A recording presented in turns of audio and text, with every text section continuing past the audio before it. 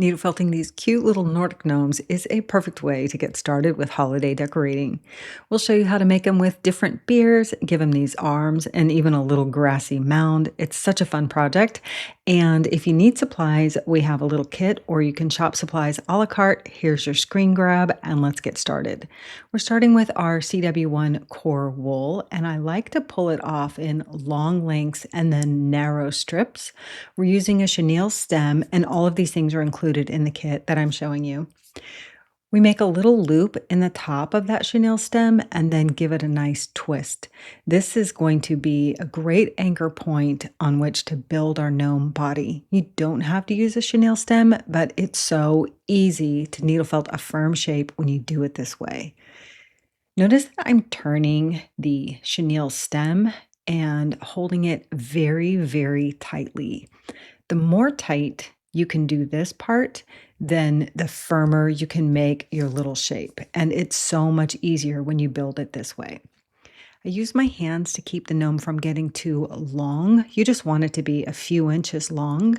And what I'm demonstrating here is if you were to use the kit to make one this size, you could also go with two smaller ones. When you're needle felting in, you're always going to needle felt to the middle, to the middle, to the middle, and needle felt up into that base so that it starts to get flat. Hold all the tension while you needle felt this to keep the air out, and you're going to have a great start. Add more wool, but this time start at the base, which is where we want to build all of the bulk. Continue to hold that tension until you get the wool firmly attached and needle felted. And then we can just take off that chenille stem, push it up in there or bend it up so that it doesn't poke out. Just give it a little twist and tuck it under.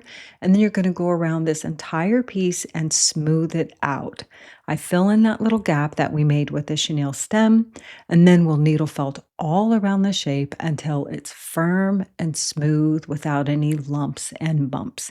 It doesn't have to be rock hard, but you do want to build up a shape that's going to hold its shape as we add more wool to it.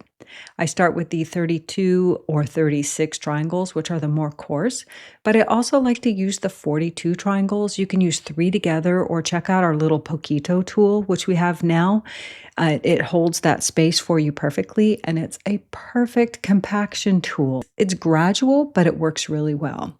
And what you want to do is make sure that the wool is not loose. So keep needle felting until it's nice and smooth like the one I'm showing you here. We're going to add base color with this gray. You need a thin strip, like a thin layer, and wrap it so that it just overlaps around the shape. Pull off any excess by gathering the fiber with your hands, and we'll begin by needle felting one end of that strip. Again, I'm using my little cluster of 42 triangles, and this is great for a top layer because it'll attach well without leaving a bunch of marks. Go methodically from one edge to the other so that everything is laying down nice and smooth and you don't get any lumps and bumps. If you can see any bare spots at all, go ahead and add a patch or another layer over the top. You really want 100% coverage and you want everything laying down nice and smooth, including the very tip. So just take your time here. This is going to be your Christmas ornament for years and years, and it's worth your patience and your time. And I really do like this little cluster of felting needles to get everything nice and smooth. Remember, if you see lumps and bumps, it just means that you need to compact the wool more. We take our time around the top, making sure that we keep it conical, and you do that since the base is already firm, then you just have to needle felt that top wool to meet the shape underneath. We also want to patch the bottom and only use as much as you need to get that nice coverage. Make sure you put on a flat layer, and that's going to help your piece lay flat. This little double stacking motion allows you to control the thickness, but also make sure you have a nice little even layer. And you only want it as big as you need. Patch that on the bottom, needle felt it all flat, and then you can gently fold any of those wisps back onto the top. This is the core shape for our little freestanding Nordic gnomes that we're needle felting, whether they have arms or not. We're going to show you the arms at the end, and if you missed it, we're working from the LivingFelt kit here. And you can also shop the supplies a la carte as well. All right, so it doesn't matter whether you go small or a little bit larger like this guy. We give you enough core wool in the kit to make a pretty good size one. And I'm showing you here that you want the wool so smooth that you can rub your hands and kind of rub over it without it getting messed up. That's how much compaction you want. Let's build the hat. This ice cream cone hat is kind of the key, and so you need a little more than you think. And you still don't need a super thick amount of wool, but what we're going to do is start to form the bottom of the hat off of the gnome. I folded up a long edge about an inch or so, and we're needle felting it so that we get this nice blunt bottom. And we're only needle felting that first inch, inch and a half there, and then I'm compacting the rest up. But notice that these short edges, I'm not needle felting, and I didn't needle felt the top edge. We're just getting some compaction before we put it on our gnome. Now, you're going to wrap this probably a little farther than you think you might need because remember just his nose is sticking out. But again, we're going to wrap all the way around and it's sticking up off of the cone underneath. It's taller. And we have this wrap much like we did with the clothes, but the hat is thicker. And that's intentional. That's how we're going to get this ice cream cone hat, I call it. So it's big and loose and fluffy, and now we're going to just needle felt it all down. Make sure you don't go against that edge. If you go against the edge, you're going to form a ridge. So get it laying down first by going in that same direction as your wrap. And then we're going to go around and start to needle felt it so that you just get compaction. We're not making it rock hard. We need to remove some air and get those fibers closer together so that will give us some density in which to form our hat. So there is a lot of fiber sticking up off the top here. It's absolutely intentional, and it's what's going to give it so much character, having all that excess.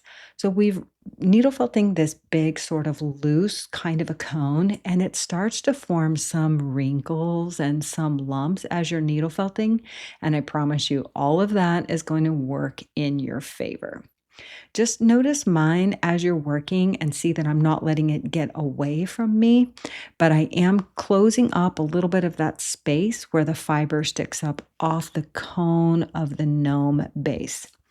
Where we'll fuss is right around the brim of the hat. You want that to look very tidy, meaning smooth and planned. And everything that's so fun about a slouchy hat is that you know it's well formed at the brim and all the wrinkles and stuff come up above that. So use your fine needles here, get it nice and even or how you want it. And make sure that brim is really well formed and dense. And that's why we needle felt up into that bottom there. We are closing up some of that gap now in the top of the hat and getting more compaction in those fibers. We do want density. And as we do that, now we're going to start to shape it. It's a little bit loose there, and it's a perfect time to start to create the character in the hat. Use the wrinkles and use the folds to your advantage and needle felt right into them. Take your time, go around the entire hat and needle felt it so that you like the shape and that it's nice and firm and smooth everywhere it should be smooth. You really want this to hold up over time, so it should not be loose and fluffy, and it will become just a charming ornament or decoration for years to come. All right, with our hats well formed, it's time to go to the beards. Before we can put on our beards, we need a nose. Take a tuft of your skin tone about this size, roll it into a tight tube, and then tuck in the ends to form a nice little ball and roll it up again. You can roll it into a complete ball, or you can stop here and form a cute little gnomey nose. We're going to plant this right on the face of our little guy. Really pretend that you're going to shove it up so that the brim of the hat is going to hide a portion of it. Keep that pinch and then needle felt in the very top where it meets the face to anchor it down, and that's gonna help hold the shape, but needle felt all around then the bottom to get that little shape that you want. You can give him nostrils or you can just make it round. It's just a gnome. Nobody's gonna care, but it is helpful to needle felt across the bulb of the nose to also make it firm. You just want to start by attaching it all to that gnome core body. That's really key. Now, on my piece, there's a whole bunch of wool sticking off, but I will completely shape the nose until I'm happy, and then I'll just pull off any extra that's just way too much. But the rest of this, we're going to tuck right underneath that hat brim. You can build up a little density under there, and then it looks like the hat is really sitting on the nose, covering the eyes and sitting right on the nose. It's just such a cute way to make a little gnome and very, very fast and very forgiving. Needle felt this all down and get it so that you're happy with it. And you don't have to have eyes on your gnome at all. You certainly could. And if you wanted to, you could put him in right there. But the key is to get our gnome nose in place so that we have a foundation on which to build our beard.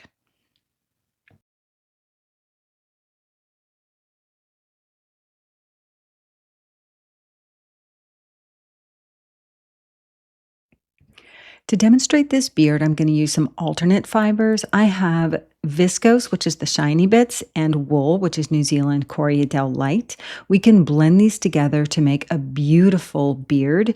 Our kits will include locks when we can have them. Our gnome bundle for the standing gnome and making these little guys does include a fun pack of these fibers. We blend them together in a 50-50 because the viscose technically doesn't needle felt, but the wool does. The viscose adds the sheen. Put half of the length of that these types of fibers up above the hat and needle felt in the fold. Fold it over for volume. If you're using the wool locks, extend the natural tip up towards the top of the hat, like I'm doing. It's my upsy downsy needle felt. Then you'll needle felt the cut end where you're seeing me needle felt this fold. You'll needle felt that end and fold the lock back over. That gives you great volume. So start at the hat above the nose, fill in the beard around till you're under the nose. And if you have tiny fibers or tiny locks or accents, you can put them right under the nose. And you can trim this, by the way, if you want to. And we have more hair and beards coming up in a later video. I'm going to demonstrate for you here how we make a coat or a gnome with a coat and sleeves. So notice this gnome has a little red body and we want to make a coat. Much like we did the hat, we're going to first form a bottom base so that we have a nice fold. I'm using just a little skewer, whatever you have that's a flat edge to kind of fold it up evenly. And then we'll needle felt that down so that it's nice and firm and very smooth, just like we started our hat. And I fold in the edges so that it's at an angle because you want that coat to, this one, I want the coat to be open as an example. And I needle felt those three edges and we leave one edge loose. That's really the key. So here's a little small coat because we want it to be open. That's the most obvious. And it'll just show on the sides of his beard as well. And we needle felt this onto the base of our gnome. So your gnome could have a gray undergarment and then a red coat if it's like a little Santa, but we're going with a red hat, red shirt, and then a gray coat. And again, I'm just pulling off the excess that I don't need because it's all going to be hidden by the hat. And we needle felt that down. We do want a nice adhesion. This is not a removable coat, but those folds really give it the look that he's wearing something super cute. And it can be a little thick or thin. And if you have adornments, you just have to play with which goes on before it goes on the body of your gnome. In some cases, it's easier to do them in advance, and in some cases, it's easier to do them once on the body. Let's give him arms. That's a really important part. And here's one that I've already made so you can see you've got the arm, the sleeve, and the outer coat. And the attachment is super easy. We're just going to needle felt it right onto the body there.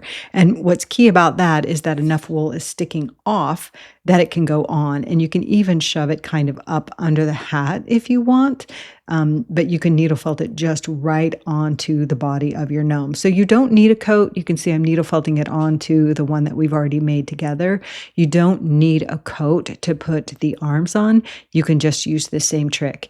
The key though is the very top of that chenille stem is helpful if you fold it under because the pokey wires always want to come back out. Here's how we do it, super quick. You're going to take a short stem, fold the end in. We need a little hook just like when we started the hat. So fold the wool over. If, like I said, if you leave the wire loose, it's going to poke out. So you always want this fold when you can get it. Hook that wool in, and then we're going to twist it around. You don't need very much. You only need enough for the end of the hand that's sticking over. But wrap the wool so that it's sticking just off the chenille stem. And then you're going to take that excess and fold it down over itself and then wrap the wool around it again. This is what I call my cotton swab tip.